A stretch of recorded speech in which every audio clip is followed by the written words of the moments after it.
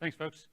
So today we're going to talk about designing self-orchestrating applications, which is kind of a weird idea, right? It's like, well, you know, aren't we DevOps people? Aren't we supposed to be orchestrating the applications ourselves? And of course not, right? The idea is that we want these things, we want these systems that we're running to operate themselves as much as possible, right? Particularly, we're going to be talking about containerized applications because I think that's a very interesting deployment model. So I want to kind of take a quick survey here, kind of by show of hands. So who's running containers in a production environment today? Okay, cool. How many of you are using some kind of like formal scheduler to do that, like Kubernetes, right? Okay, cool. Nomad, Mesos, and anybody doing those? Cool. Oh, great, good. So we have like not a ton of experience with this stuff, which is good because we're going to really go into like kind of the core underlying stuff here, right? So like, of the people who are running Kubernetes in production, who knows, right, just kind of raise your hand, how it really works under the hood? Okay, there are no, oh, one hand. Are you a Kubernetes contributor? Oh, that would be awesome, okay. Okay, it is kind of magic, right? So, and not only is it magic, but also some of the reasons why it does what it does are perhaps a little opaque to those of us who are just getting started on our container journey, right? So we're gonna take some software that doesn't work in a container, and we're gonna make it work in containers. And we're gonna go through a series of exercises where we do that, largely by hand, and then kind of building up to more levels of automation as we go. And then by the end, we're gonna have a bunch of containers all running that you're all going to run together, and we will, they'll all be tied together in kind of a big mesh, and we'll have Nginx in front of them and be able to see the results of that, and it'll all be running on a scheduler called Nomad, which is pretty cool. So that's what we're gonna do today. Just real quick about me, I work for Joint. It's a subsidiary of Samsung, a recent subsidiary of Samsung. We operate a public cloud with global data centers. Our infrastructure has been built on containers since 2006. We're kind of like, we're the hipsters of containers. We've been doing this for a long time. My background is I'm both a developer and an operator. I actually used to work with Bridget. We were the operations team at a startup called Drama Fever, which was kind of like Hulu, if Hulu was mostly Korean dramas and telenovelas, and much smaller. And currently I work for Joint, where I work on projects like this. So I don't have a lot of slides here. Mostly I'm just kind of setting up the story here. So this is our lab environment, right? So our lab environment is a bunch of VMs running on the Joint public cloud. This could be on AWS. It doesn't really matter. I'm just, you know, obviously I'm not paying for it because it's on my own cloud. So we're gonna do that. And each of the machines that's running here is running KVM. So a kernel virtualized machine, right? It's a hardware virtualized machine running under a type 1 hypervisor. So it's like what you get when you know, like an EC2 instance or like a GCE instance, right? And on each of these machines, we're running Docker. So this is the Docker daemon. Docker, we're gonna go real basic here. Docker can run Linux processes in a sandbox, and that sandbox is built up from something called namespaces and resource controls called cgroups. And this container, as it's called when you're done, can prevent this containerizing process can prevent containers from interfering with each other because they have isolated disk, they have resource restrictions around CPU and memory, and most importantly for this exercise, for the exercise we're going to be talking about today, is they have isolated network stacks. So normally a container can't influence what else is going on the machine, but we're going to be running containers today. You're going to show into a machine, and you are each going to be landing in the container when you do that. We're going to fire up that container on the fly. And that student container, we're going to call those, can talk to the Docker daemon over a sock, that's a socket file that's been exposed inside the container. So we've mounted the Docker socket, which is the way that the Docker daemon gets communicated with. And we're mounting that inside the container that you'll be running. This is all done for you. You won't have to set this up. I'm just kind of laying out what this looks like for you. And what that means is that each of you will be able to run workshop apps as containers within this VM, right? And so there's going to be like 3 or 4 to you to a VM, and each of you will have like two or three different containers that we're going to be launching as part of the exercises. The reason I wanted to make sure that we were sharing a VM is because the interesting stuff here in terms of networking comes when we start talking about what happens when we have more than one tenant in the machine, right? You know, and a tenant, not necessarily in in kind of like the multi-tenant sense that we talk about it at Joint or at AWS, where we have multiple customers, but certainly multiple applications running in within this space. And how do we get them to actually cooperate with each other in terms of the network stack? Also, in this machine, we have a console agent, which is going to be running, and that's not going to be running in a container. Console is a service discovery layer. We'll talk about that in a little bit. We have a console server cluster, which is off this machine, and I'll show you those. And we also have a Nomad agent on each machine, and that is talking to a cluster of Nomad servers. Okay? So this is kind of like, this is what each of the VMs that you're working on looks like. You'll be looking at it from the perspective of one of these student machines. So you'll be in there and kind of looking, or one of the student containers. Okay, so let's go. I think I've got this. So what we're going to do here, let's see if this works. Let's make that bigger. So we're going to count. And there's a student at IP address, and then the password is devopsdays MSP 2017. And we're going to count to the room, and this is the IP that you're going to use to do that, right? So we're going to start over here, and you're going to count, and you're going to be 1. So say 1. 3, 4, 5, 6, 7, 8, 9, 10, 11, 12, 13, 14, 15, 16, 17, 19, 20, 23. And then stop at 25. And then, nope, stop. We're stopping at 25. So start over at 1. Oh, 1. Okay. 2, 3, 4, 5. I'm going to come back over here. 6, 7, 8, 9, 10, 11, 12, 13, 14, 15, 16. You joining us? Okay.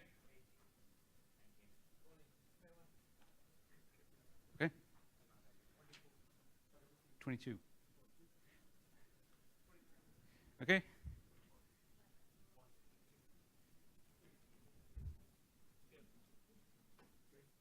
Yeah, you're 4.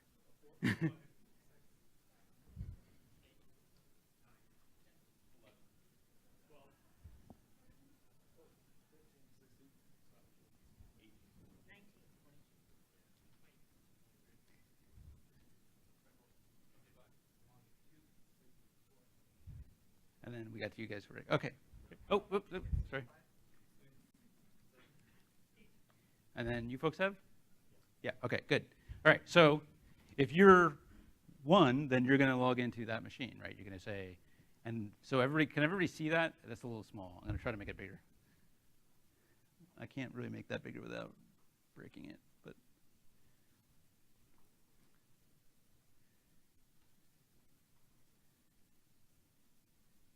Just kind of give me like a thumb up or a meaningful eye contact once you're in there. We want to get kind of everybody.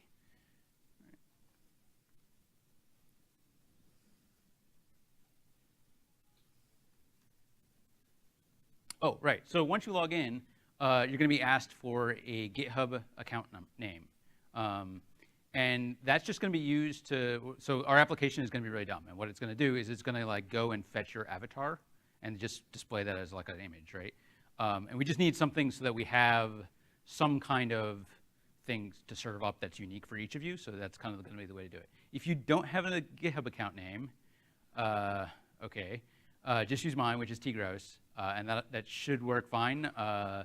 But except for one little thing, which I'll show you in a bit. But we'll get to that in a bit. So is everybody logged in? Everybody in their container? For devopsdays MSP 2017? Okay. Hold on. Let me get in your, which number was it? You're doing student at?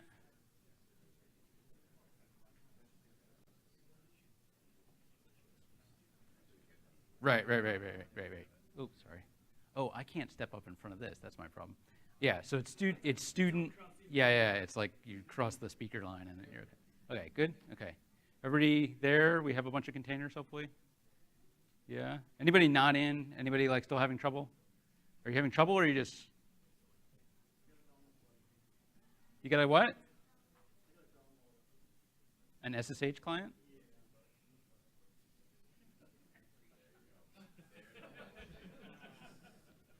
Okay. Disappointment. Okay. We'll come back to catch up. Okay. All right. Awesome. Okay. So let's see. We've gotten through that. All right. So what you should see is something like. Oh, I guess I should actually do this on my own. Let's flip over here. Right. So let me do this. So I'm going to go. What's that?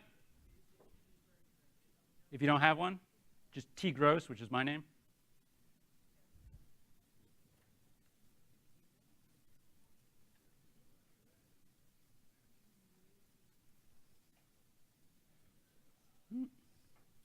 I swear I can type. Okay.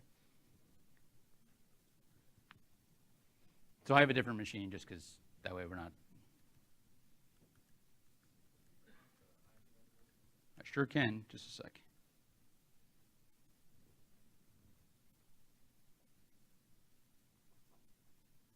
So it's student at whatever the IP address was, and then.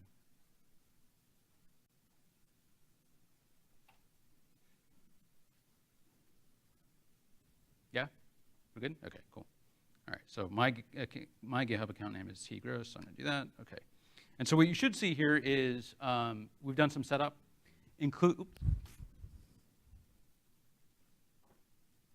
We've done some setup, including setting some variables that we're going to use here. And these should all be unique to you. The only one that won't be for some of you, apparently, is going to be the account. We'll cross that bridge when we get to it. But among here, you're going to have a port, which is going to be unique. And we're doing that because we're doing things badly by hand first. And so that's going to be kind of a clunky way of doing it. You'll see a private IP address, which should be the IP address of the machine that you're on, and a public IP address, which should be the public IP of the machine that you're on. It should match the one that you SSH'd into, hopefully. Okay. So let's go back to here. So what are we doing first? Everybody good on this? Everybody's in? Okay. Let me bring this back over here.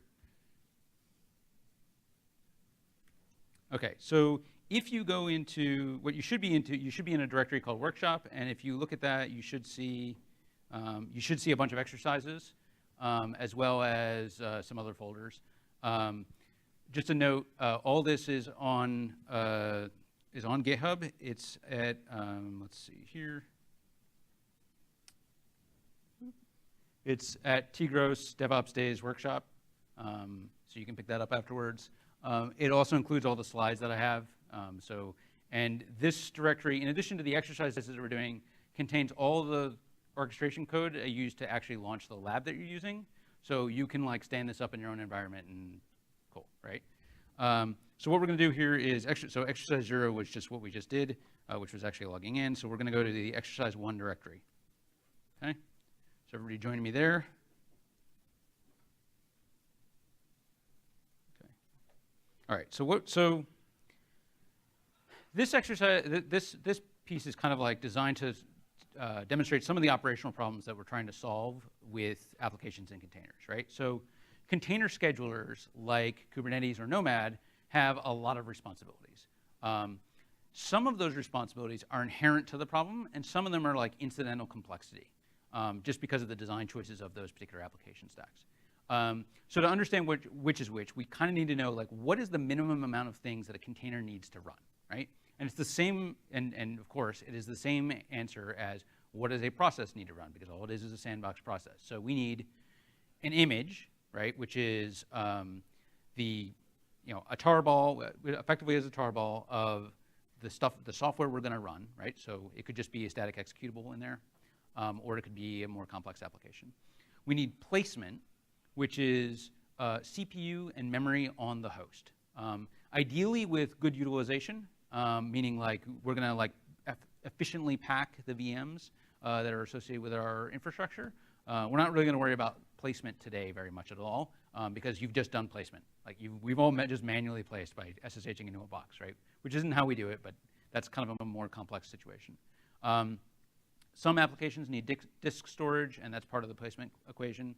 And most interesting for this workshop is going to be networking, which means an IP address, possibly a public IP address, port allocations, possibly some kind of overlay networking. We're going to talk about what that is in a sec. And service discovery, the ability for a application to find the services that it depends on. So a web application needs to be able to find its database. A web front end needs to be able to find its backends, right?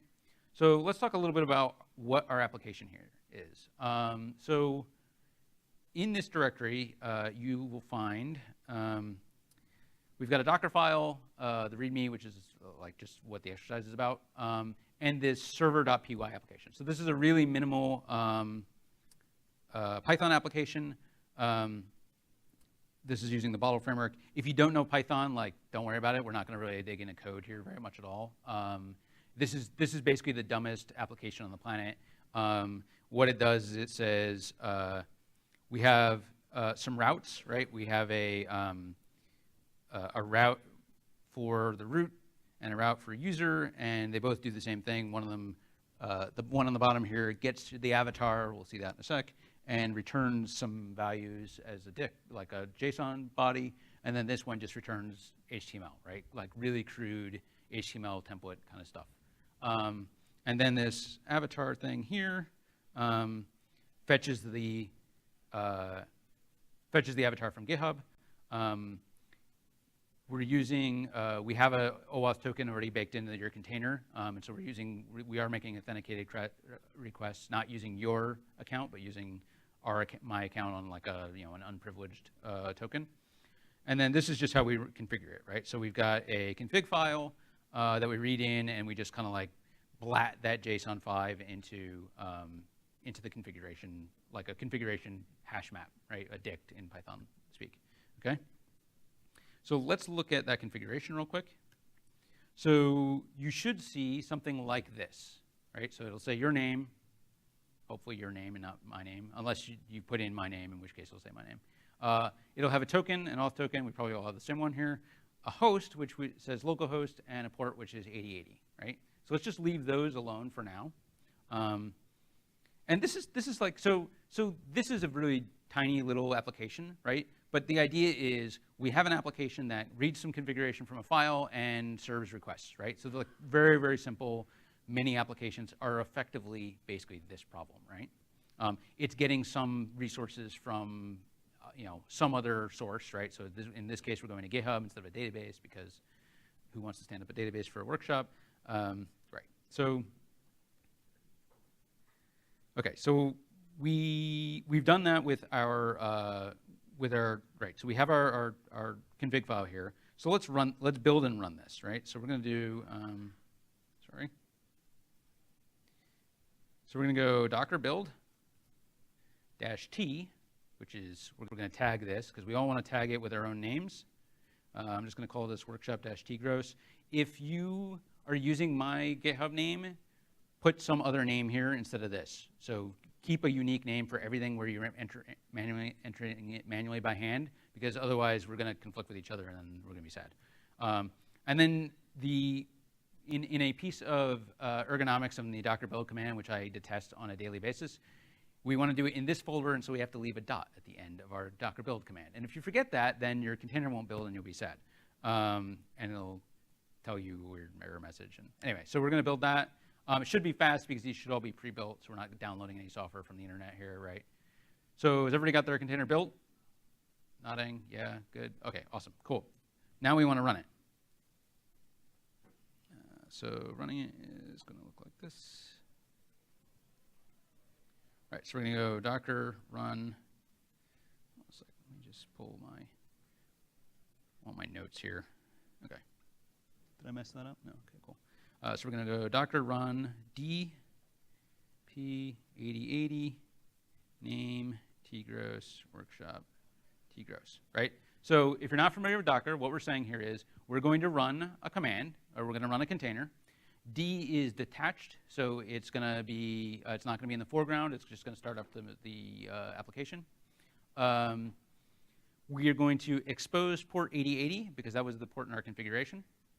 And we're going to give it a name, which I'm going to call it my own name. Call it your name, please. If you have conflicts, if you call it my name, then one of you is going to end up with conflicts on your machine. So, and then the last one there is the name of the container image that we're running, right? So everybody kind of got that as an idea. So we're going to run that, and we should get like just this. That's not very interesting.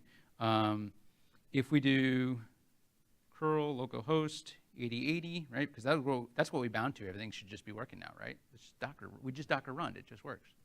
Well, of course not, right? And well, so why? What's the reason for that? So let's do Docker PS. So this is we're going to be getting the process list of all the Docker containers, but we want to filter that for our own name. So I'm going to do -f name equals tgross. If I don't filter it, I'm going to get everybody else's containers that are on the same machine as me. So we're going to do that, and we see that this is up, but look what's happened here. So this little bit here is telling me what network ports it's bound to. And I've got a port 32.769, and this kind of like a little arrow thing here to 8080, right? So that's NAT. So by default,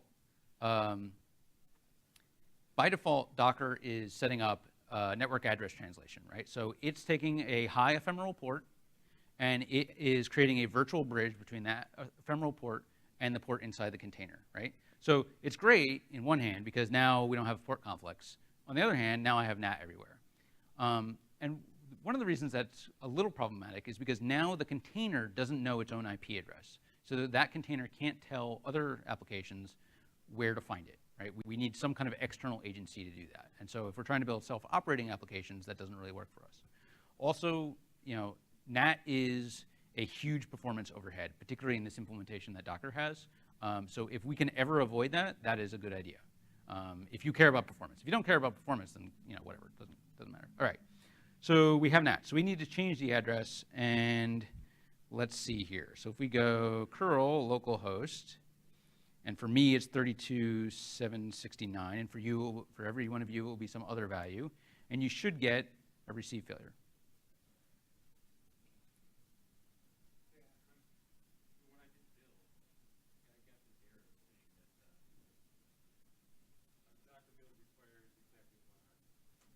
Yeah, so you missed something. You did -t.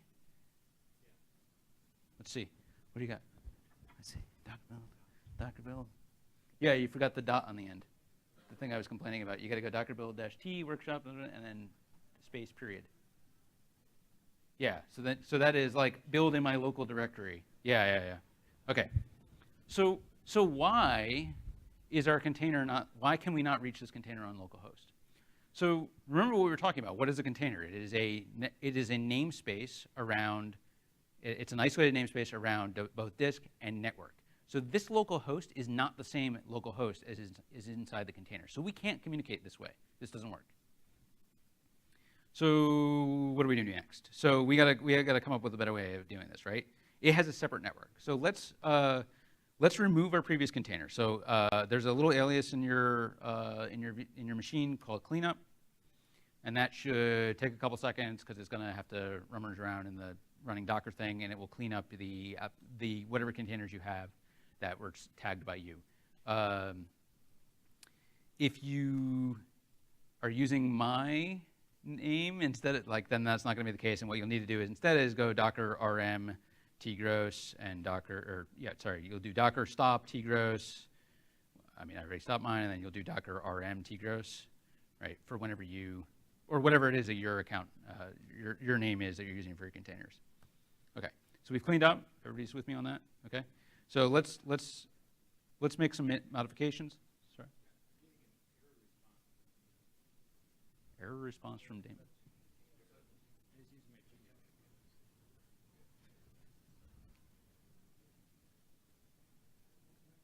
Yeah, no. Weird. That's a weird one. I don't know if you can put a dot in the name. That might be I think the name you can't put a dot in there. Oh, is this your GitHub account? So that's not your GitHub account name. That's your GitHub account email address. We don't want your email address. We want your. So if you do export account, export capital A C C. I don't know. It's an environment variable. So you want capital A, capital C, capital, yeah, all caps. Yeah. Equals, and then whatever your GitHub account is. Yeah, right. And then you'll want to change your config file so that has that as well. Okay. All right. So, okay. So what did we just do there? We did, right. So we have this. So now what we're going to do instead, we're going to say, all right, let's run that same container, but instead of isolating that container, we're going to use host networking. So what this means is we're going to say, you know what?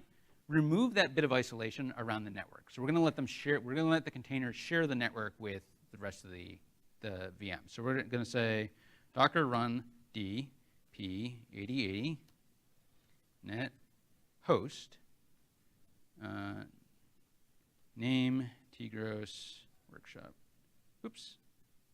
Yeah. Right. So it's the same command, except now we're adding --net equals host. If you leave that out, that defaults to what's called bridge. And for some reason, they call bridge NAT, or they call NAT bridge, and I don't know why, because it's not a bridge, but that's the terminology they use for it, but whatever. All right, so everybody okay with this? Now, what you should get, if we do that, hold on. If you don't drop your network connection like I just did, apparently. Oh no, that's going to be really sad.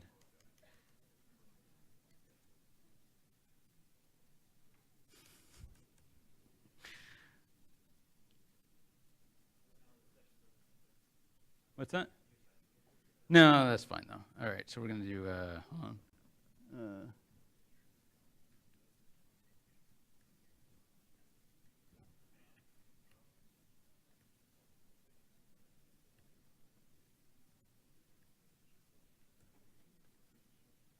All right, so I'm going to have to start over. Oh, there we go. Cool.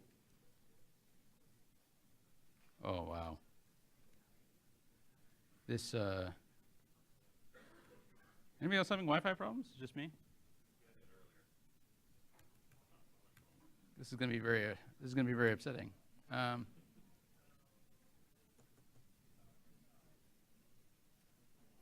I'm not even like. What's that? Well, what I'm going to try to do is just.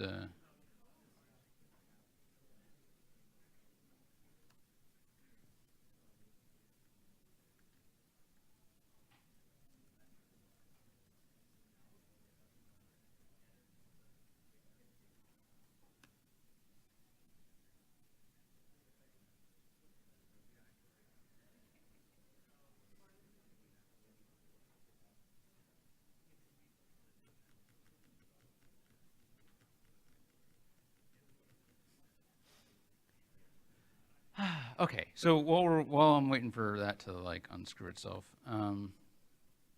maybe. Let's see. All right, so if you run that with that host argument that we just saw, okay. If you now do, let's try to do this. Okay, if you now do docker ps AF and you look for your, yeah, hold on. Trying to do that by verbally is going to be impossible. All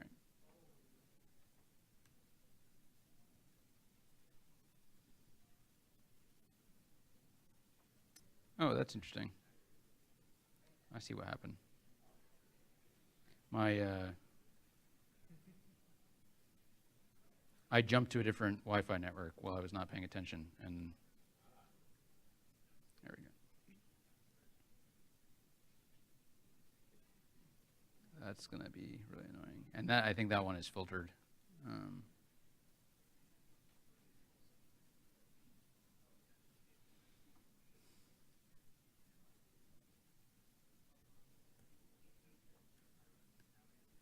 Come on.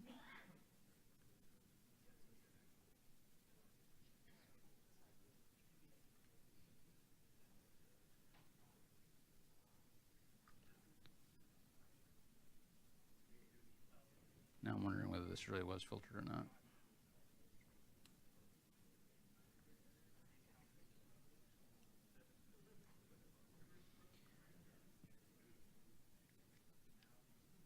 I was really hoping, like, I was like, well, you know, if I'm running on SSH, then it's not like, I'm not like asking people to download containers to their machines, it'll all be fine, and because, you know, we'll at least have enough network for that.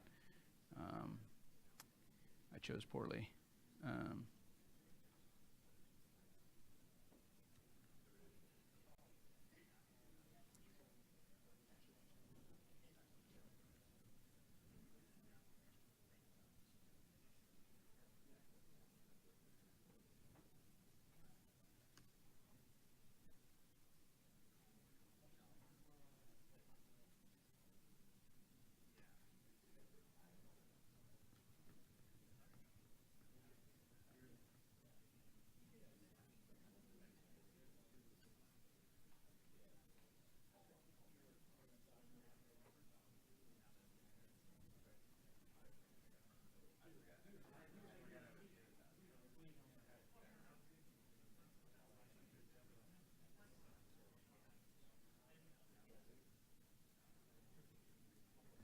Let's try one more time with this.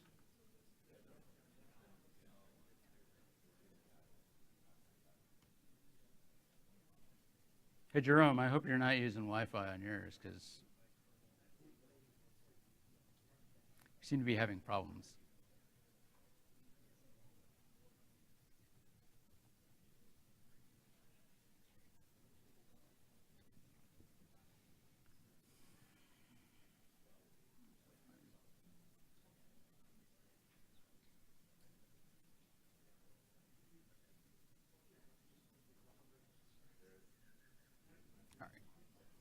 So what we're gonna do? We're gonna get crazy here. We're gonna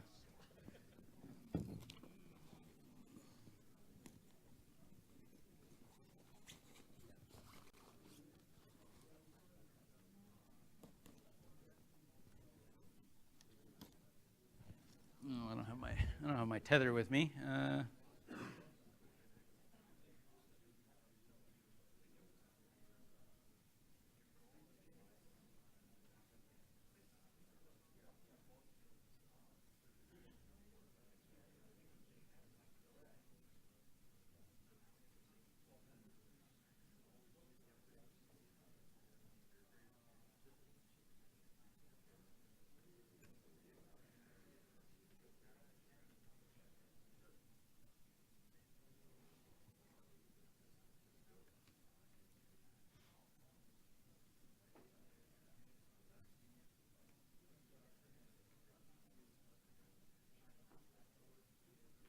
Oh, okay, that's cute.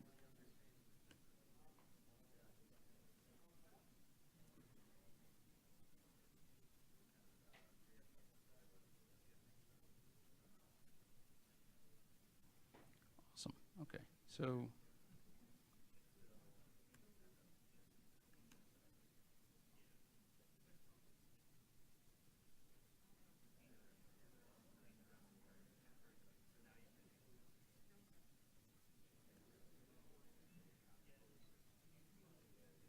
embarrassingly enough, I think the machine I was on actually just went belly up is what the problem was. Which I planned for, but you know, not well enough, I guess.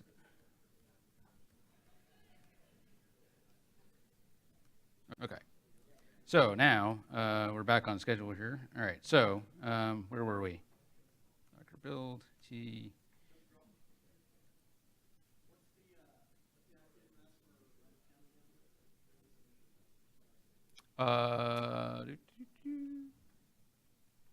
There you go.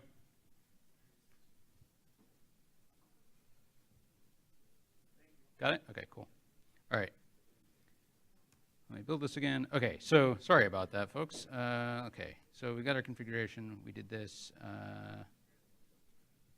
And we were going to do... Right, and now if you... Okay, so now if you do... let's do PS, AF, name, and then your name. And you might see, most of you will have one that is exited. And the reason is, with an error, and the reason for that is, if we go Docker logs, my thing here, is that address is already in use, right? So when we said, okay, we're going to have the container use the host network now, right?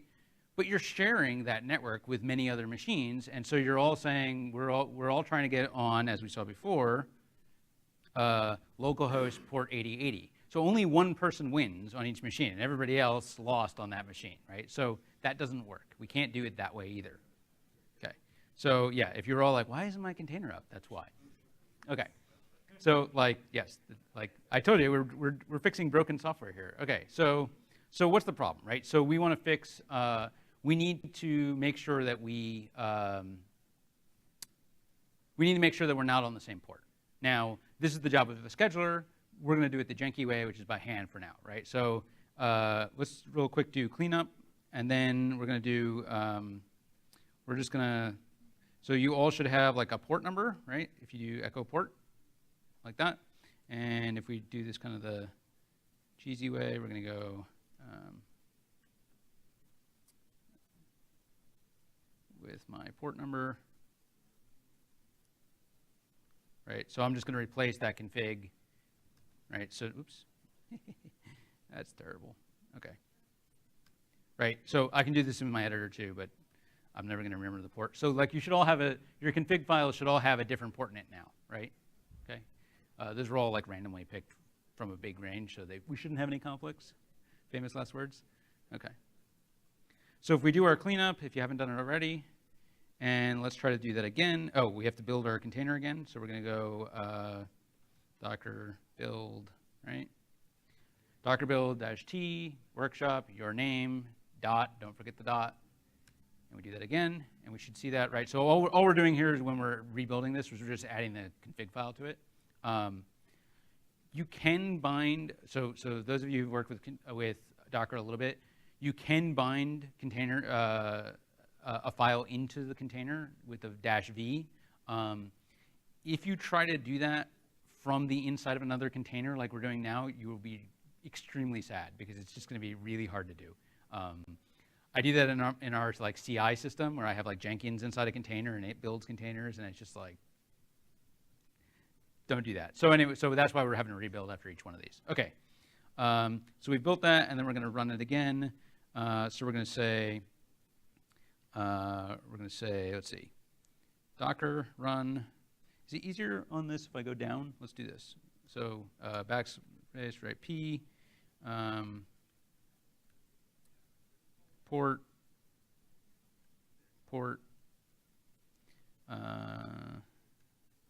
net host, and before I hit the return on this, I'll explain what each of these little bits is. Okay. So we're doing Docker run again. Oops, I forgot to do D.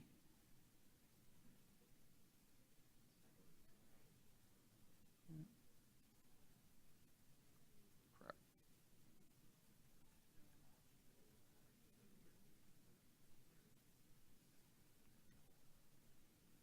Okay. So we are going to, so we're running a Docker container again, and this time we're exposing a port, right? So we're saying expose port, whatever our environment variable for port was, on this port. So it's the port outside the container to the port inside the container, and then net host again with the name and my container name, right? So we're going to do that, and we see a container that's running, and what we should see, if we do docker psf name tgross fall as well, you should see it says up. Hopefully everybody's is up after that. What if it's the same syntax that says invalid container port? Did you, where does it say that? Nope. You good? Okay, cool. All right. So we've done that, and we're running, and we should be able to do now curl localhost port, hopefully. And your container will then reach out to the account associated with your GitHub, and we'll pull out this like really janky thing. That's the thing. If you are a front-end person, like if you've braved a DevOps event and you're a front-end person, like you're awesome, because I suck at front-end, and so this is like the janky thing that you're going to see that when we're done with this is like laughable because there's a bunch of iframes and like it's totally not the way you should do it. So talk to me about containers, not about front end. But so you should end up with something that looks like this, right? Everybody got that? And if you do, I think it's user, you should get like JSON instead, right? Everybody sees that, hopefully? Yeah, mostly nodding? I don't see any shaking heads or no's. Okay, cool. All right, so that was cool. But note that look what we had to do here, right? We had to have cooperation in the application to accept an assigned dynamic port, right? We did avoid all the overhead associated with NAT or overlay networking, though, which is pretty cool. That overhead is not nothing. In a typical cloud environment, you're already looking at very significant performance hits to networking. There was an IBM paper from 2014, and it's linked in the notes for this. Hardware virtualization has an 80% overhead in that study on network I/O, right? So adding anything more to that, like NAT, which can add another similar level of latency, like you're taking a serious hit on many kinds of applications. So host networking is really suitable as long as you don't need multi-tenant safety, right? Like if it's really bad that containers in the same VM talk to each other, like then you can't do host networking, right? So it depends on your environment, right? If you're a large enterprise, that may be difficult for you depending on who owns each of the VMs. Like if it's all owned by the same application development team though, that might be fine. In which case you have a big performance win. Okay, so we still haven't looked at this, right? Because we bound to local hosts. So we actually want to look at this on the outside world. So let's update our configuration so we can publish this on the internet. So what I'm going to do here is I'm going to say echo public IP. That public IP should be the same IP that we shelled into a minute ago, right? So I'm going to, that's not what I want.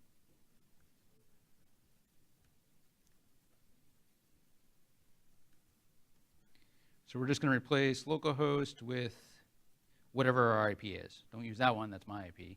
Use your IP, right?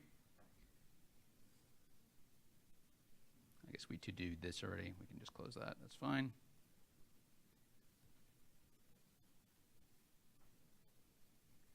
All right, so now we're going to do cleanup, right? Let's remove our containers again.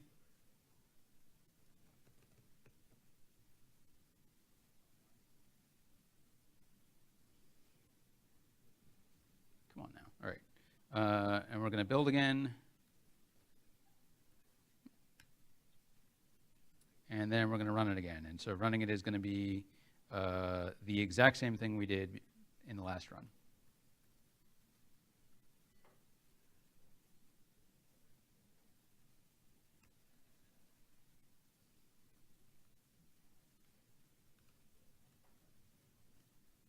And hopefully I'm running, cool. And if you then go to your IP address, right, so if you open a browser and you go to your IP address, and you go to the port,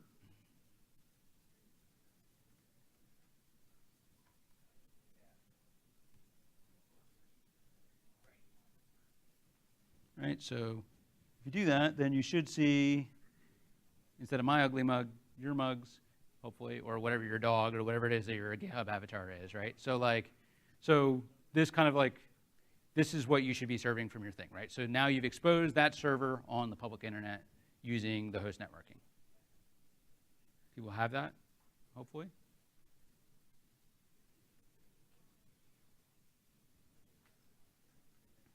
Okay, so we've done that. All right, so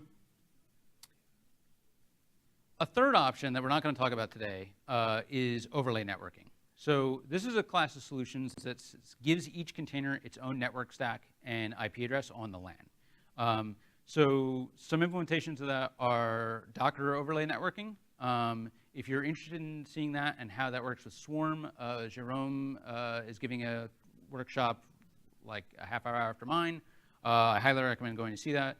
There's a project called Calico, which is based on BGP. Flannel, which is a VXLAN or platform-specific backend. So it can do things like attach a AWS Init to the container. Triton, which is the platform that I work on, uses VXLAN, and so we can do kind of some cool stuff like that.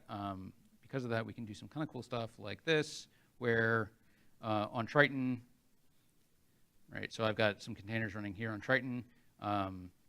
And what's kind of neat about this is like, so I'm running Docker on my laptop, the Docker client, and I'm pointed at our data center, if the damn thing ever communicates back to me, right? So I'm actually like, Docker host, right? Like, so my Docker host is the data center in this, on Triton, which is kind of cool. And I can then go Docker exec, IT, workshop, console, one, IP address. And so this container that I'm Docker execing into and like listing its IP addresses is exposed on the internet, and it has a private IP address and a public IP address that we've given it. And this is actually like a bare metal container running on without a VM or any of the other stuff that we're doing today, which is kind of cool. It's, you know, it is a different environment than the ones that you're perhaps used to on, say, AWS. But that was just kind of like, hey, that's cool. That's not really part of the workshop. Okay. So overlay networking is awesome. Most of the major schedulers expect for containers to have their own IP address in some way, right? Meaning that the IP address you use to reach the container is the same IP address as the container uses, which means that the NAT solution that's default out of the box with Docker is not what you want. So Kubernetes, for example, expects each pod, which is like a group of containers all in the same VM, to have its own IP address, which is shared among all those containers. And then the containers within the pod all talk to each other over localhost. And Kubernetes provides like plugins called CNI for solutions like Flannel and Calico. And every platform implements it differently, but as you just saw on Triton, the value is that the IP address that you use to reach the container is the same one that we expose to the outside world. Okay, let's go on to the next exercise.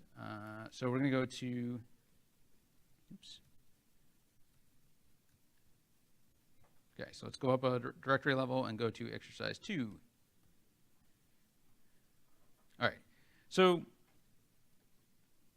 we've like hard-coded basically IP addresses here, right? But we haven't done any kind of service discovery, right? So like the only way to find out where this thing is to like assign a DNS name to it and then use that. So in this section, we're going to show how a consuming application, Nginx in our case, it needs to know how to find all these API instances that we have, right? So everybody's got a server, and like, how do we find all of them so that we can collect all that information and like use it for load balancing or whatever we're going to do? So the idea here is that we have a shared Nginx instance, which hopefully is actually up and not dead. Nope, that instance is dead. So that was unfortunately that shared Nginx was on the instance that I was on earlier. So let me try to restart that machine and see if it comes back to life. If not, I'll just start up the Nginx somewhere else. We're all going to do it on our own machines anyway, so if it doesn't work, it's not the end of the world.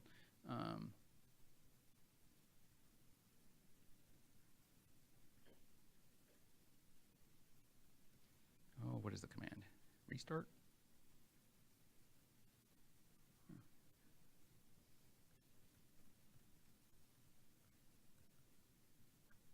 I'm just glad that wasn't where our console instances are. Okay, we'll come back to him later.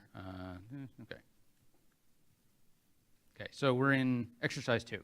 So we'll come back to the Nginx in a second here. But the goal here is like we want a web server in front of our API servers because you don't typically expose our API servers directly to the internet. We want some kind of load balancer in front of them, right?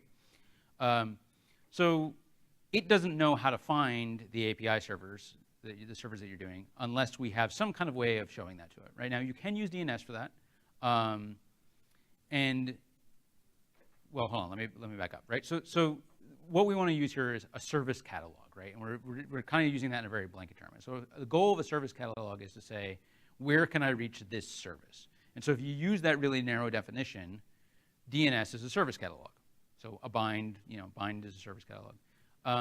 But a lot of software, a lot of the consuming software sucks and doesn't treat DNS correctly. Doesn't respect TTLs. So for example, I've done a lot of Python, so I'm going to use a Python example. The Django web framework, it caches the IP address of its backends at start time and then never refreshes them. So if you like change the DNS name, like, oh, we changed the CNAME to the database, like guess what? You have to restart all your application servers as well, which means you just had downtime. which sucks. The other thing about DNS is it doesn't contain port information, right? So in this environment where we had all of them on different port names, that information isn't available in a CNAME. Now there is something called SRV records. Good luck finding client software that actually supports SRV records, because apparently everybody decided that nobody wanted to do that. I don't really understand why, but that was the world that it was. Okay, so instead we're going to use tools like Zookeeper or etcd or Console. So etcd is from the CoreOS folks. Console is from a company called HashiCorp, which does some pretty cool stuff. So as I said before, each of our Docker hosts in the lab has a console agent running. And the idea is that this console agent gossips configuration values with a 3-node cluster of servers. So there's 3 servers, and then all the agents all over the VMs. And the agents get information, and then they gossip that with each other and with the servers. So you should be able to reach console from your local host. So if you are in your directory here, you should be able to say, oops, HTTPS. No, there's no SSL on this. So if you do that, you should see this, right? So it's localhost 8500 v1 status peers, and you should see 3 servers there. And those are our 3 masters. Those are our 3 servers as opposed to the agents that are on your own machine. And we can also do things like query the leader, and that's one of those. One of those machines is the leader of these 3 things. And Console uses a protocol called Raft to trade around the information. We're not really going to dive into any of that. We're just going to kind of say, and then there's this service that handles discovery for us. We're not going to worry about the details of how. Okay, so let's go back to my notes here. Okay, so what we want to do is we want to make sure that our application registers itself with Console during startup, right? So let's first make sure that our server is listening on the LAN address. The way we can do that is we're just going to copy the configuration from exercise 1 into this directory, right? Oops. So you should all have some config file. Oh, you know what? Sorry. We do want to change that a little bit. So in this case, so that was the public IP address. We actually want to use your private IP address. So you should have an address private IP. So I'm going to edit that config file.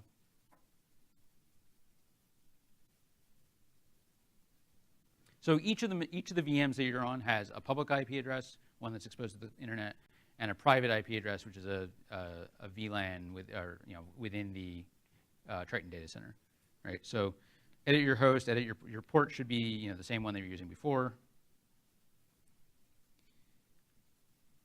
So if we take a look at the server PY application, we now see we have a bunch of other stuff in here, which is these 2 things: register service and register check. And we're just going to start with register service, but after we reload our configuration here, we register the service. Now, if you're not a Python person, that's okay.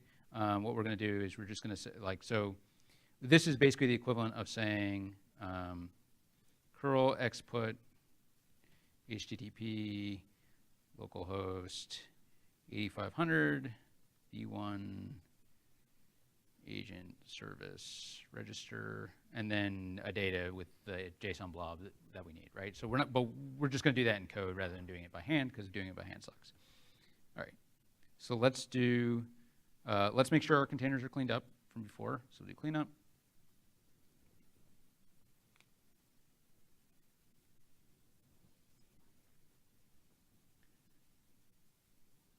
All right, and then we're going to go docker build t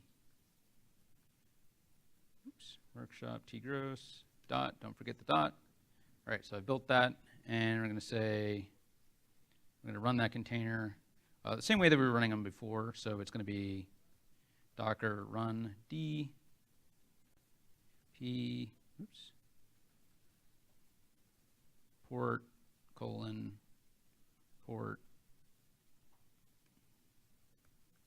net host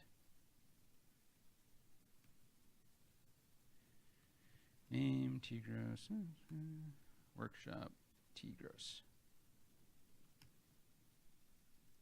Okay, so I should see here if I go docker ps f name gross. I hopefully see this and it's running fine. Okay, cool. So now what I should start to see here. Awesome, cool. I see this working. So I've got here this is the web UI for the console servers. I've got a DNS name that's pointing to this. And what I've got here is, let's see. So what I've got here is, this is the services that are running. So I've got in our cluster, so we've got console, of course, the Nomad client, which we'll talk about in a little bit, and workshop. And you see here I've got 23 passing. And what that means is that if I look, I've got a whole bunch of nodes here, and those are your nodes. So this is your nodes are now registering themselves with console. Cool. So now other applications can use that information to find them. So we'll do that in a sec. So that's pretty cool. But let's do this. Docker stop your machine, whatever it is. Oh, sorry, right. I'm like, tmux is really cool because I can have another window, but then I get confused. Okay, so Docker stop tgross. Right, so I'm just stopping my container. So what should happen if I stop my container, ideally? It should disappear from console, right? Because we don't want other machines, we don't want other systems to find it. Well, what actually happens? Nope, they didn't do that. So what didn't we do here? Well, what we didn't do, if you were observant, you noticed that I cheated here. If we go to our server,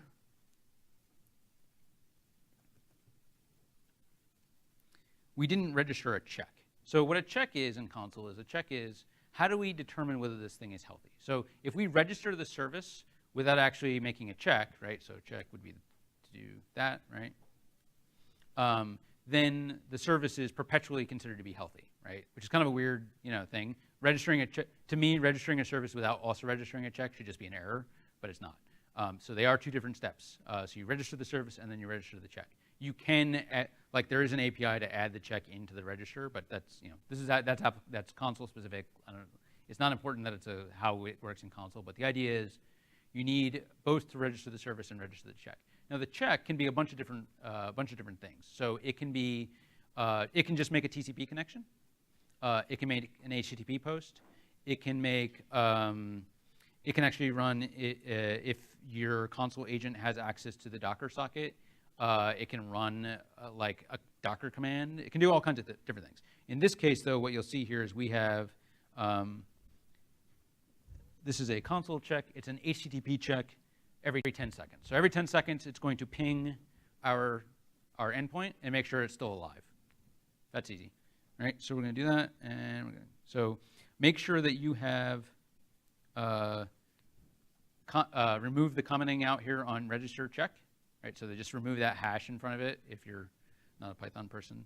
Right, so just make sure that it's indented all the way to the left. Okay. And let's rebuild our server. So we're gonna, actually let's remove the instance that we had, and now let's Docker build. We're gonna Docker build that again, and then we're gonna run it again. And what I should see here is, of course, if I go over to my console, we should start seeing instances pop up. Right. And so what we should start seeing is some of them will pop up like this. So it's registered and given a check, but the check hasn't passed yet. So it's going to be marked as failing until that check passes. So as instances come up, and every 10 seconds, the console agent on the VM is going to send that HTTP ping, and we should start seeing more of these instances becoming healthy until hopefully it all settles out and becomes healthy. My Nomad client just failed. That's weird. So I've now got 11 failing. We should start seeing eventually.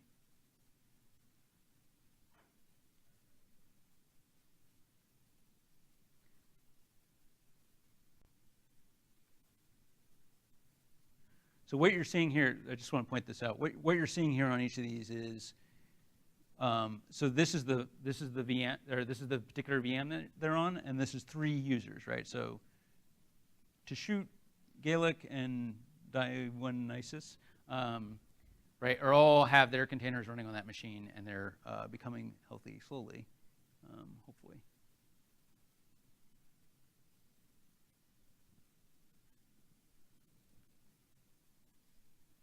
So while you all are doing that, let me see if my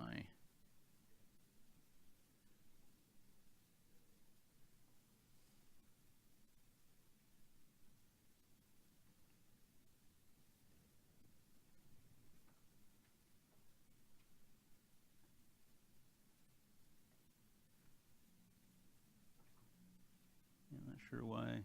Whose is that? Oh, let's see. What do we get here?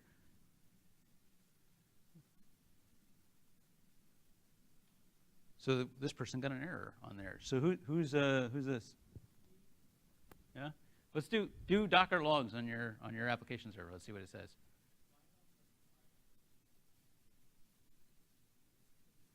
I'm really hoping it doesn't say API limit, because I really thought that I fixed that, but like, because you can't actually scrape the GitHub avatar like unauthenticated, and so we're doing it authenticated, and so that's supposed to fix it. And I was like, oh, I have 5,000 requests, and then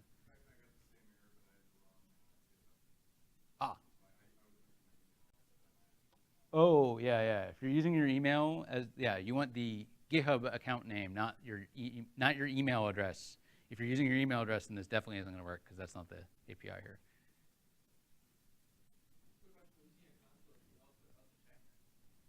That's the output from the curl. Yeah, like from the HTTP request, yeah. So like the green ones should be like, if we go, let's see. Right, so like this one here worked. And we see this person's, right? And we're just hitting, so now we're just hitting like the root path, which isn't normally what you actually want to do, right? In most of the time, you're going to set up a separate health check endpoint rather than just having it curl the front page, because most of the time your front page is actually, or whatever your root path is for a given service is actually going to be rather expensive to compute. And you're going to hit this a lot. So you may want to have it be some other thing. One of the things that I've found has worked really well for me is making sure that health check asserts that it can find its dependencies at that point. So like if I have, say, a web application that has a database, have that health check do a select one on the database as well.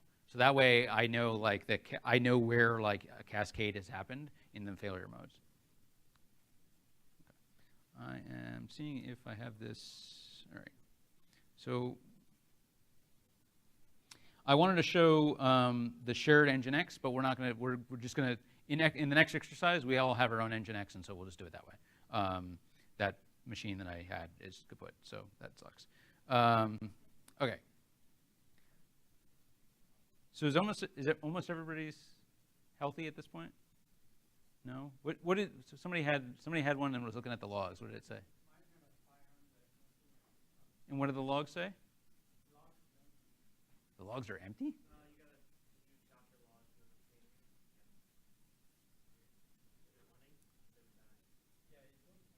Is it running now? Okay. Yeah, I mean, the other thing that you can do is, if like it's throwing a 500 on that, it should be giving you a message. It should be giving you a stack trace in the logs.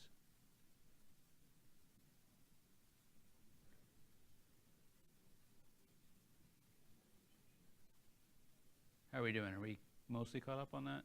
Other than yeah, well, yeah, no, you're totally, yeah. Well, like I do here, but that doesn't, yeah. That's actually really good, yeah. Okay. So it looks like we've got a few people who are still straggling here. I'm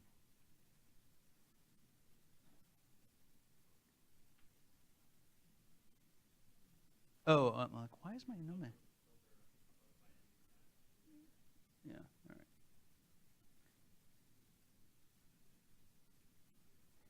Oops. Oh, right. You can't. Yeah, you can filter the failing services, but not the right. So console is like primary primitive is the service, not the node.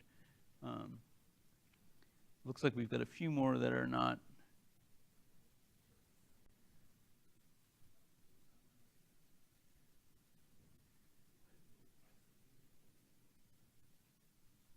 What's the issue that you're having? It's working now? Okay. Oh, okay.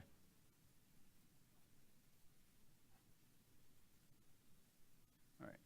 We pretty close? I do want to kind of like, it's okay if this isn't totally working for the next exercise. We just, I do want to make sure that we try to get through all these. And I want to leave a little time for questions. Okay. All right, so next exercise, let's do this. All right, so this time, don't clean up, because we actually want to make sure that application server is running, if it was. If yours is not running, don't worry about it, because we're going to actually see everybody's in this one. So in the previous thing, we showed how applications can publish configuration data to a service catalog. So here we want to show how an application can consume that data. So we have that running. So what we should see if we do, like if we curl console ourselves, you don't have to do this, but like if we curl console ourselves locally, we're actually going to get a big blob of JSON back. What's that? Oh, thank you. Which is stalling on me anyway. Oh, there we go. Okay, yeah. Well, it's a huge amount of data, right? Because I just pulled like all the instances. So that we can communicate with console locally, right? So we know that we can communicate with console from our application in the same way. So what we're going to do is, if you look at this directory, we see an Nginx configuration and like a web page, which is very chintzy, and a Docker file. So let's look at this site conf. So what we've got here, this, if anybody like totally like lost on an Nginx configuration file? It's okay. Like, okay. All right. So this isn't a valid Nginx configuration file is what might be obvious, right? So like we have this weird mustache templating stuff, right? So we've got a bunch of that in here. So this is in fact a template. So this is a template that we're going to use with a tool called console template. And what that does is it pulls configuration data out of console and renders the template so that we have a new file that we use for the application. So in this case, this is kind of like this weird, there's a bunch of different template languages that look like this, right? But like, so if we have a service called workshop, then it's going to write, for every line of that service called workshop, it's going to write a server line with an address and a port. And then we go down here a little bit, and we see for the path user, if the service workshop is running, then it's going to proxy pass to workshop. And this is just kind of some basic proxy pass stuff. And then otherwise, it's going to return 503, right? This is really important to do in an Nginx configuration, by the way, because if you can't have an empty you can't have an empty, let's see right here, right? If you leave off this if service workshop, then if there are no instances of the workshop, then Nginx will crash rather than like that will be a failed configuration. So you don't want that, like that's the wrong behavior. So we need to say, well, only render this block if there is a service called workshop. But if you have an empty upstream, right, so if we have an empty upstream, if we have a missing upstream, then we can't have a location associated with that, right? We can't do a proxy pass to this workshop if there's no upstream for it, because then we'll crash again. So instead we say, okay, well, if there's no upstream called workshop, because we didn't render it, we just return 503 for that path, right? So this is a way to like gracefully fail, even though it's a failure mode, which is I have no backends, right? Which is not a great failure mode, but that's better than crashing.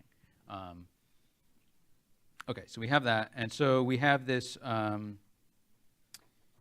We have a little script in here called run, and what run does is it's going to use this tool called console template, and it's going to render some information into that site configuration and an index file, like the HTML file that we have, and it's going to render those to a location. So this is kind of a goofy little syntax here, but it's there's a colon here you can see, right? And so it's render this file to this file inside the container, right? So we're doing that. So our run script is doing some setup, running this Nginx, and right. So now we're running Nginx in the background, right, with a janky bash script, and then it's going to set up, so this is doing it once because we need to do that before we start, and then this is going to do it without once. It's just going to keep doing that, and console template will kind of keep a watch on console so that it updates over time. So the older sysadmins in the room may immediately look at that and say, we now have a situation, because there's no supervisor inside the container, we now have a situation that we can have zombies, right? Because we have a process that has forked other processes. So we need to make sure that we don't have that. So what we're going to do here, oh, sorry, before we do that, let's actually do this ourselves. So we're going to go, let's do this by hand first. So if we go copy siteconf to siteconf back, and then we're going to go console template once, template, site, okay, yeah, conf back, and then let's do site conf new. Is that right? Okay. So I just queried console and got some information on it, and I should see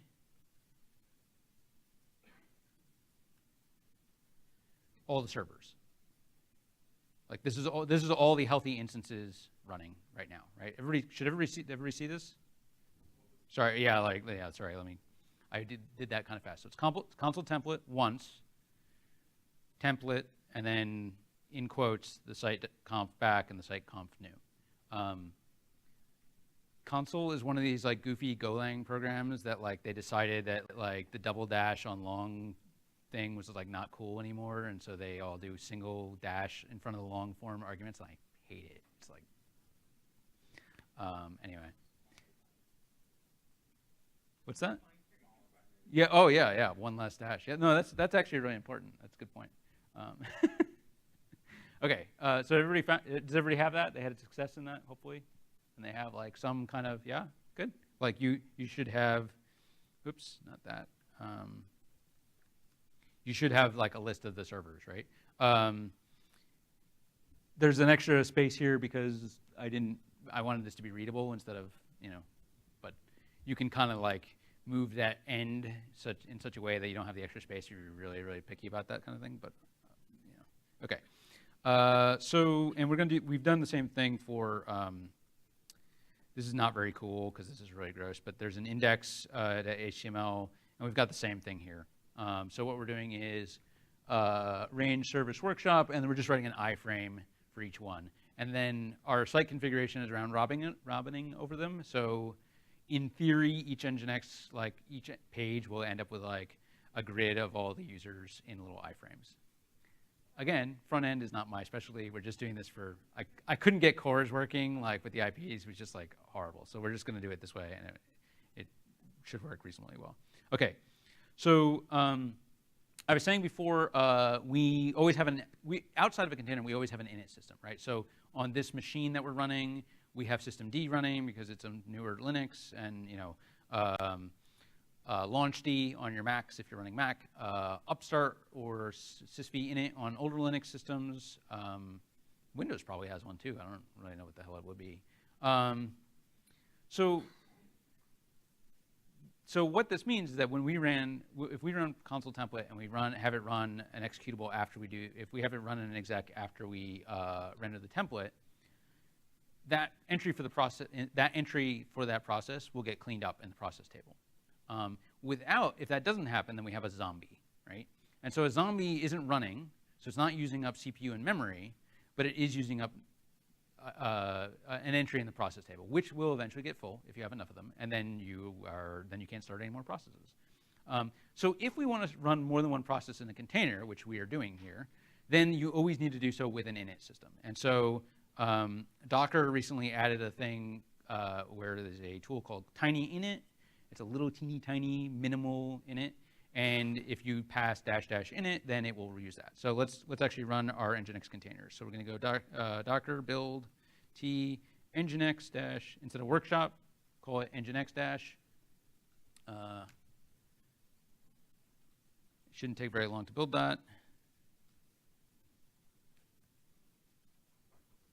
All right, so this command line is going to get a little gnarly. Sorry, my build command was docker build -t nginx dash my name, whatever unique identifier you want to use, and don't forget the dot at the end.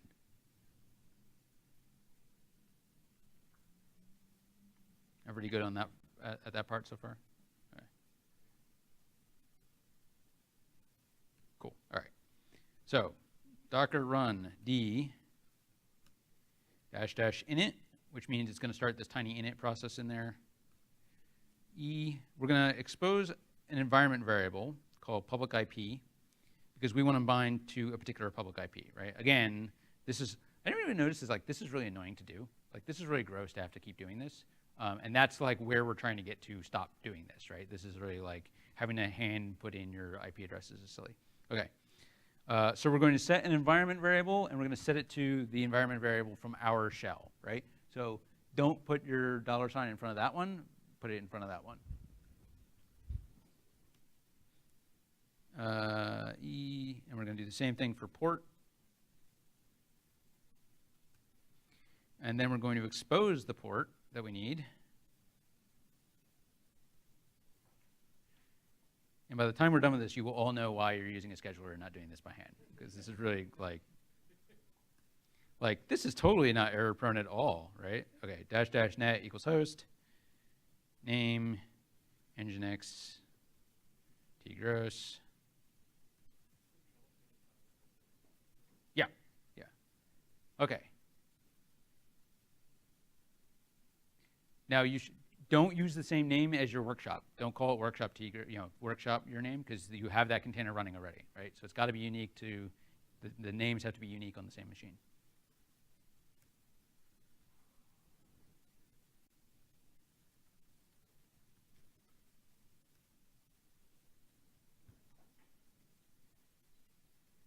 Everybody has theirs running, right? So now if I could go ps-f name equals my name, it's going to filter on name for anything that looks like my name, and so you should have two containers running. One which is running run sh, and one which is running python server.py. Anybody not have that working yet? Okay.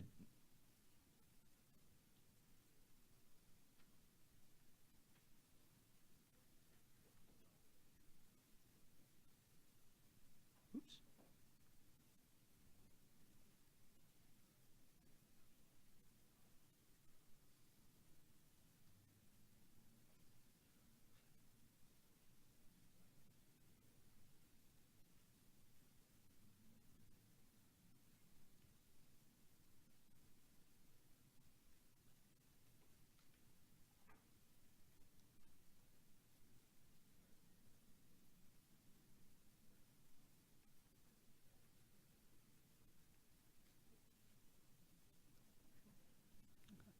So what you should see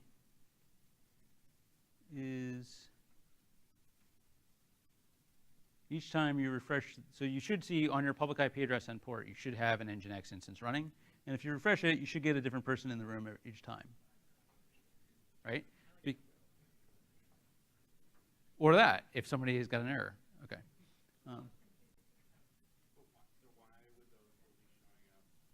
If they didn't register their check, then they might, yeah.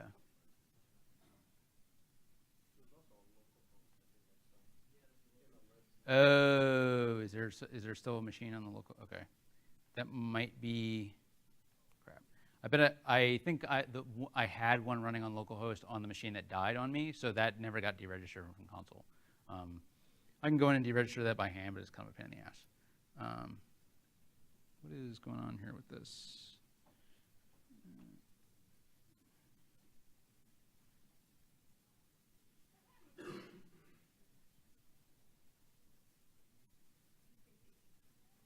Right, so let's see. Mine conked out on me, which is a little weird. Let's see why.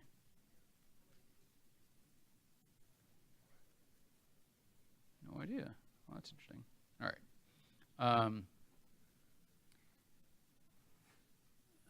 Oh, we only have like 10 minutes left, right? Shoot. Okay. So we're just going to move. I'm going to kind of move this along a little bit here, real quick.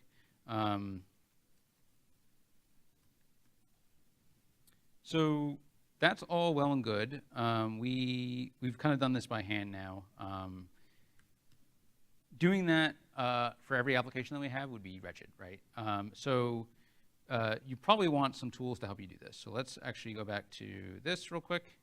So a project that I've been working on at Joint is called Container Pilot.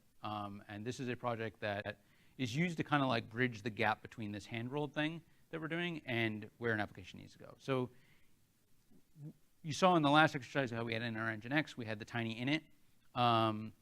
And Container Pilot is itself an init system for running distributed applications inside containers. So it handles lifecycle events like startup and shutdown, health checks. It watches the discovery catalog for changes, and it can update the configuration when things change.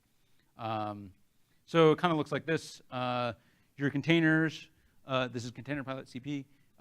It has a console agent that it talks to your console server. It can trigger lifecycle events like setup, and you're gossiping service discovery and configuration changes around.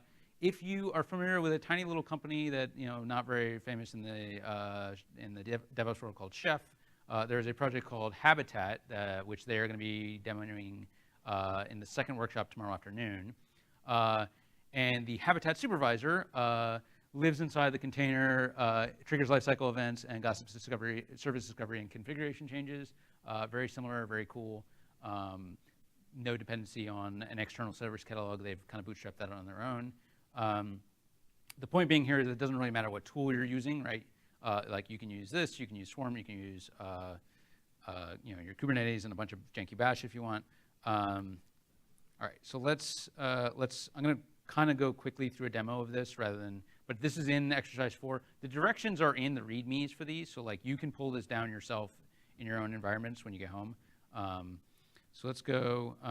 So what I've got here is I've got both the app and Nginx applications. So I'm going to go clean up real quick. And then Docker RM, Nginx, tgross, Docker, oops, stop, Nginx, tgross, Docker RM, Nginx, tgross. And what I've got here in this configuration is, this is the So this is a Container Pilot configuration. What it does is it's a list of jobs. So this is much like any kind, this is like the equivalent of your service file for systemd or your upstart job for upstart. So it's saying we have a job named workshop. We're going to advertise it as workshop to the service discovery catalog. It execs Python server.py. It'll restart it if it fails. It'll read this value from the environment, which is pretty cool. And it'll automatically advertise the first valid IP address from the list of interfaces that we give it. So we're going to say net1, which is I forget which one on this machine. And we also set up a health check. So it's got a health check script here, which in our case for this application is just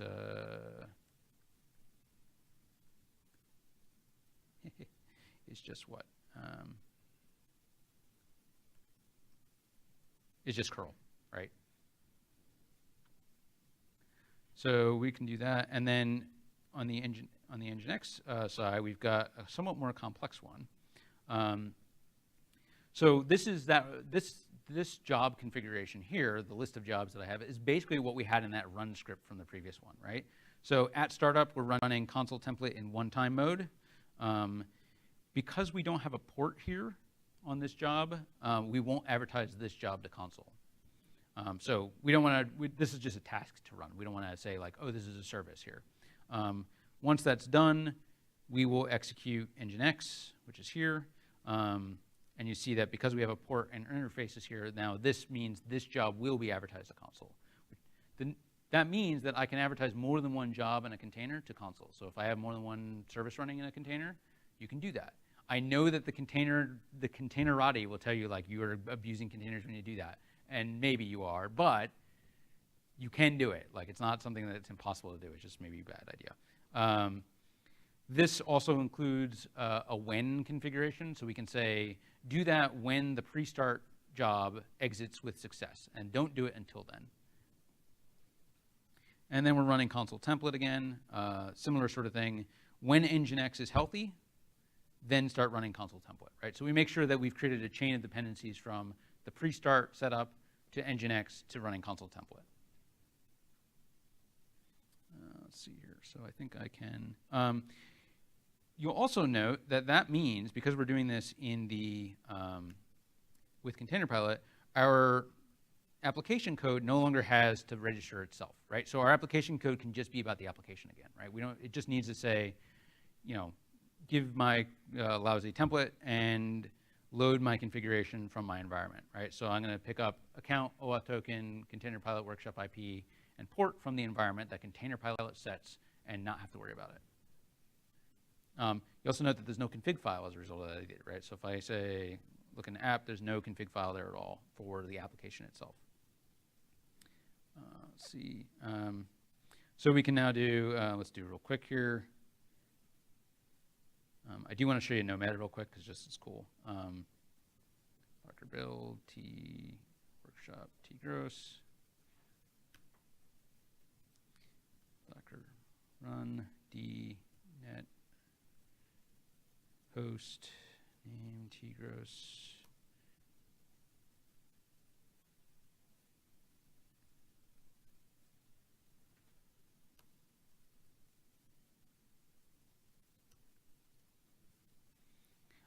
The difference, one of the differences here, though, is that you'll note that I have to expose the environment variables from my runtime, my run environment, to the container this way, if I want them to get picked up. They can't just pick them up from my launcher automatically, because that would violate the container.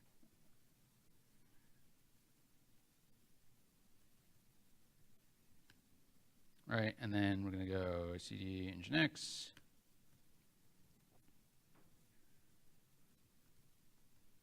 We'll run that, we'll build that, and then running it is pretty much the same as do this real quick.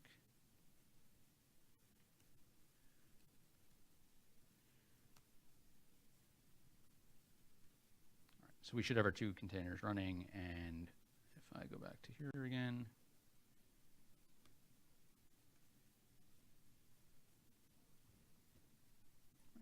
so what I should see here is if I go docker exec it nginx tgross bin bash, right? So now I'm going to exec into the, I'm going to start a shell inside my container. What I should see here is Container Pilot is running, and I passed the init, which I shouldn't have done. And then I've got nginx and the various processes running there. I think I should see.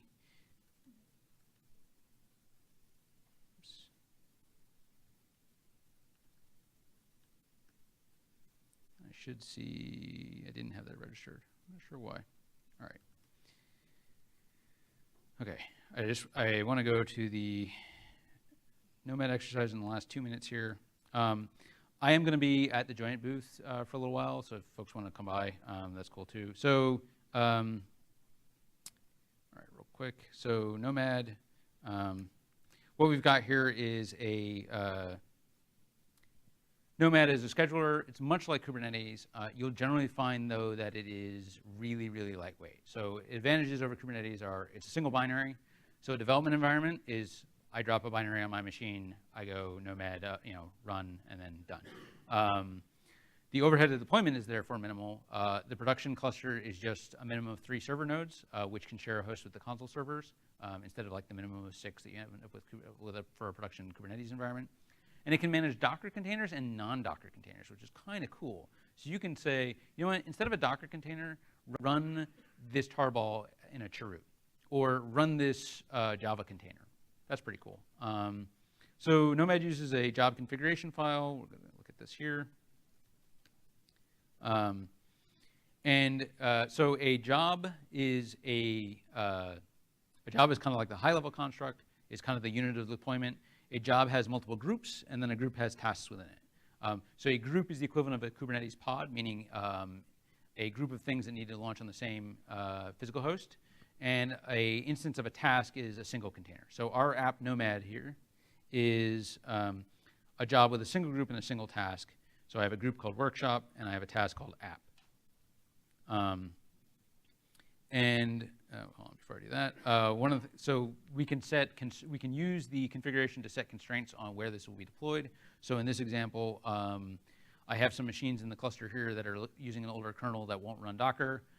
So I'm saying I want to make sure that it only deploys this thing on a machine with a new kernel, newish kernel. Each task can have its own driver. So this is using the Docker driver, meaning it'll launch a Docker container. It's going to launch this image, which is the same as the workshop image we've done before. I just push it to the Docker registry. And we set the network mode for host here. And then it has a service block. And this service block tells Nomad how to register that service with console, right? So this is the equivalent of setting up the check that we did in Container Pilot. So it has a port, and that like name all caps HTTP is this bit here, which says like we're going to do dynamic port assignment, and it's going to expose a couple environment variables into the container. And our server.py will pick those up when we do this. So instead of having the Container Pilot IAP address here and the port thing from the environment, we're just going to set that from the environment that Nomad sets for this. So if we really quickly go, so Nomad has a pretty cool thing here, which lets us do, we're going to validate the syntax so that way you can actually like make sure you didn't do something bad before you do it. And then we can do Nomad plan app Nomad. This will tell you what it expects to do, the changes it needs to make. Like, okay, I'm going to launch a task of this, and I'm going to do an in-place upgrade of that one machine.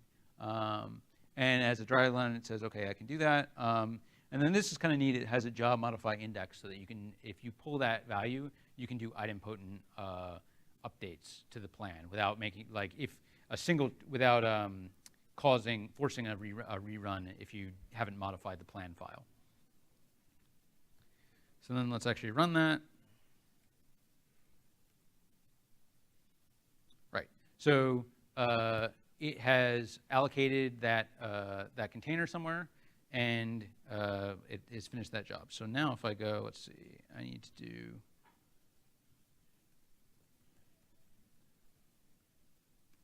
Oops.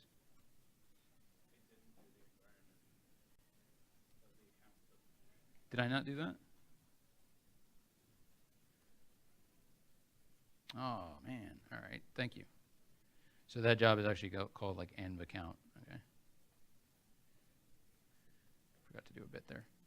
Right.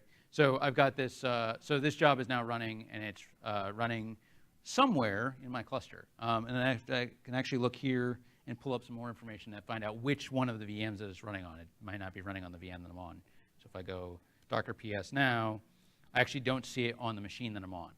Right? So all of the VMs that you're running are interconnected with the Nomad client, and it was allocated to one of those machines. And I don't really care where, right? Because now I can use console for my Nginx side, or in my my Nginx to pull.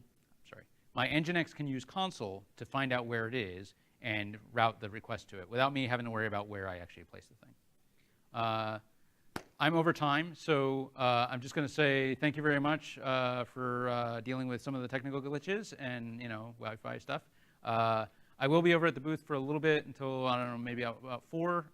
If folks want to stop by, feel free to fork this on GitHub. It is, again,